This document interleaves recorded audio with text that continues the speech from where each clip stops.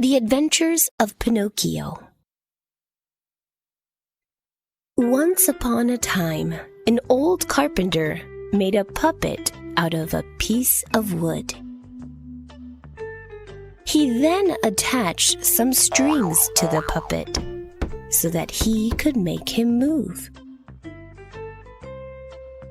The old carpenter named the puppet Pinocchio. He thought to himself, "How I wish he could become a real boy one day." One night, a fairy visited Pinocchio. She waved her magic wand and said, "I'm here to grant the carpenter's wish and bring you to life." Then the fairy said to Pinocchio, "If you are honest and brave, you will become a real boy. But if you lie, your nose will grow long." Pinocchio didn't listen to the fairy's warning. He was so excited that he started to dance and sing loudly. The old carpenter was woken up by the noise. When he saw Pinocchio full of life in front of him, the old carpenter was very happy. He treated him as his own son and decided to send him to school.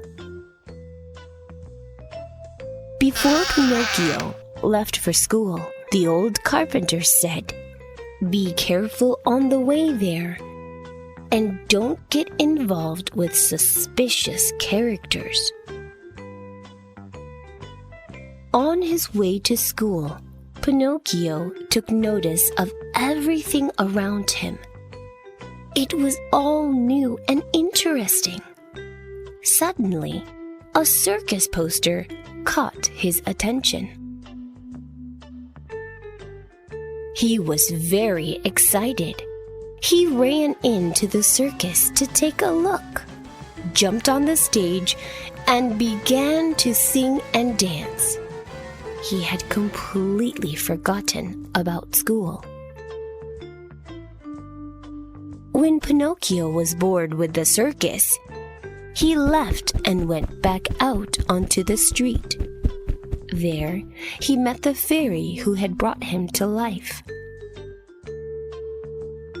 The fairy asked Pinocchio why he hadn't gone to school. He replied that his father had suggested he go and have some fun at the circus. Pinocchio had told a lie. As the fairy had warned him, his nose grew longer straight away. Pinocchio continued to wander the streets, and soon he was spotted by two very suspicious characters, a limping fox and a one-eyed cat. They approached Pinocchio and said to him, "You will be bored at school. Why not come with us and have some fun at the fun fair?" Pinocchio thought this was a great idea, so he followed them to the fun fair. Wow! There were lots of things to play with. Pinocchio was very excited. The limping fox and the one-eyed cat introduced a boy to Pinocchio. The two became friends straight away and started to play games together. While Pinocchio and his new friend were having a good time, the fox and cat secretly sold them to the boss of the fun fair for a bag of gold coins.